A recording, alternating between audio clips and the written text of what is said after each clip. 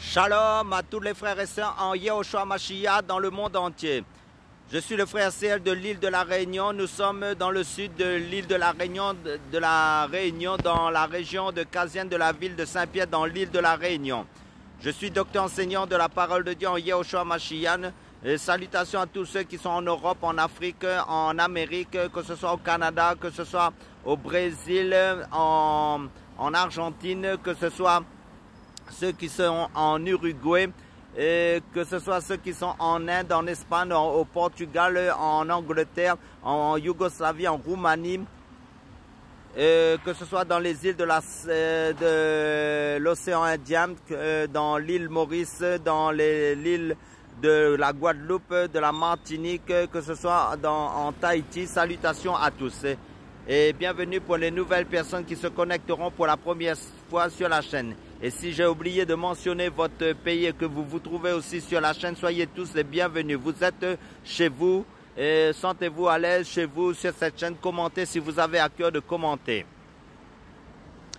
Et pour information, s'il y a des personnes qui veulent prendre leur baptême d'eau, comme j'habite dans l'île de la Réunion, là ça concerne les personnes qui habitent dans l'île de la Réunion, qui écoutent mes vidéos et qui ont à cœur de prendre le baptême d'eau par immersion.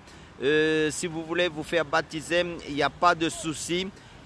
Prenez en fin de compte, si vous voulez vous faire baptiser, commentez sur la chaîne vos besoins pour que je puisse vous faire baptiser selon ma disponibilité. Commentez sur ma chaîne votre besoin de baptême si vous avez à cœur de vous faire baptiser. Comme j'ai déjà fait le baptême d'eau pour des personnes dans l'île de la Réunion, là ça concerne seulement les personnes, comme je l'ai dit, les personnes dans l'île de la Réunion, là où j'habite. Et ceux qui ont besoin de la prière, en fin de compte, vous pouvez commenter aussi pour que je prie pour vous, il n'y a pas de problème. Donc, ce que je veux dire, c'est qu'en fin de compte, nous allons partager la parole de Dieu parce que sur ma chaîne, pour introduire sur ma chaîne, nous faisons que enseigner, que consolider, affirmer, maintenir les frères éveillés spirituellement dans la parole de Dieu en Jésus-Christ, car Jésus-Christ revient pour prendre son église. Donc, nous allons prendre deux passages dans la Bible. Proverbe chapitre 8, verset 12 à 17 nous dit « Moi, la sagesse, j'aime ceux qui m'aiment, et ceux qui me recherchent me trouveront. Car quiconque demande reçoit, et celui qui cherche trouve, et c'est à celui qui frappe, il sera ouvert. » Là, ça concerne l'évangile de Matthieu chapitre 7, verset 8 qui nous dit « Car quiconque demande reçoit, et celui qui cherche trouve, et à celui qui frappe, il sera ouvert. » Donc, la Bible nous dit aussi que nul ne peut venir à moi, dit Jésus-Christ, si le Père ne l'attire. Donc, c'est seulement le Père qui attire les hommes vers son Fils Jésus-Christ. Parce que là, il nous est dit, moi, la sagesse, j'aime ceux qui m'aiment et ceux qui me recherchent me trouvent. Proverbe chapitre 8, verset 12 à 17 nous le dit.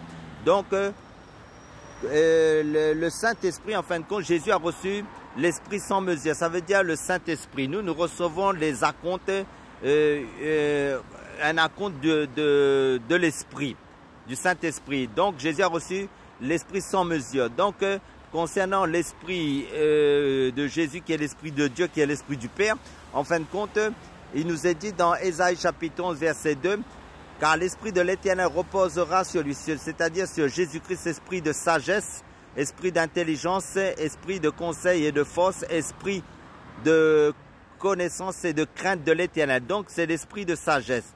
Donc, Jésus est la sagesse par excellence. C'est ça qu'il faut comprendre en fin de compte, parce que dans la Bible, dans l'Ancienne Alliance, il nous est dit que la reine de Séba est venue écouter la sagesse que Salomon avait reçue de Dieu. Parce que Salomon avait demandé la sagesse pour en fin de compte, diriger Israël, parce qu'il était roi d'Israël. Il a demandé Dieu la sagesse. Mais, dans la parole de Dieu, il nous est dit que, en fin de compte, Jésus parle de lui, il dit comme ça qu'il est plus grand que Salomon, que, en fin de compte, les personnes qui ne croiront pas en lui, parce que la reine de Séba s'est déplacée de son pays pour venir voir Salomon. Et là, lui qui est la sagesse par excellence personnifiée, lui, il est venu en Israël, c'est-à-dire Dieu, parce que Jésus-Christ est le Dieu qui s'est fait visible en fin de compte à travers d'un homme. Ça veut dire que Jésus, quand vous lisez le livre de Timothée, il nous est dit que le mystère de la piété est grand, Dieu a été manifesté en chair. Donc ça veut dire quoi? Ça veut dire que Dieu lui-même, il est la sagesse par excellence qui est Jésus-Christ.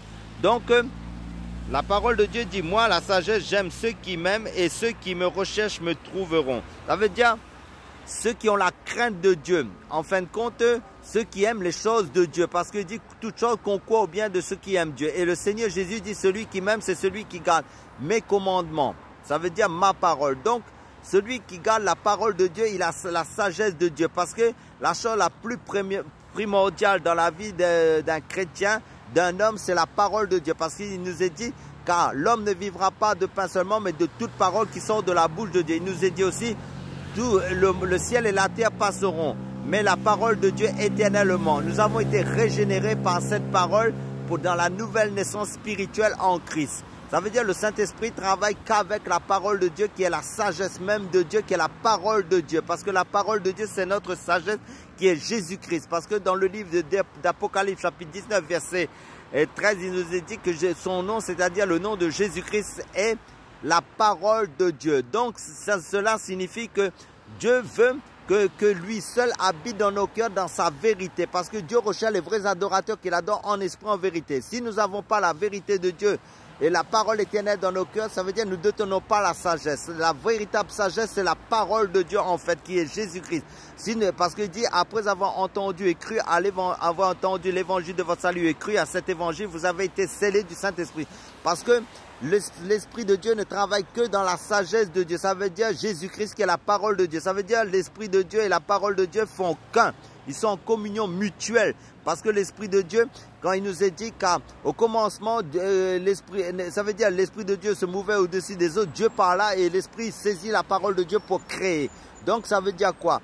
Ça veut dire que sans la parole de vérité, le Saint-Esprit ne travaille pas. Il faut être dans la vérité et vivre cette parole. Donc c'est là que le Saint-Esprit va se mouvoir dans la vie des chrétiens en obéissant à la parole de Dieu. C'est pour ça que le Seigneur dit, Dieu n'exauce pas les pécheurs. Si nous vivons en conformité à la parole de Dieu, et qui est la sagesse de Dieu, parce que le Saint-Esprit est lié à la sagesse de Dieu, parce que c'est l'esprit de sagesse, d'intelligence et de connaissance. Et Jésus-Christ, c'est la pleine connaissance de Dieu, c'est la pleine sagesse de Dieu aussi.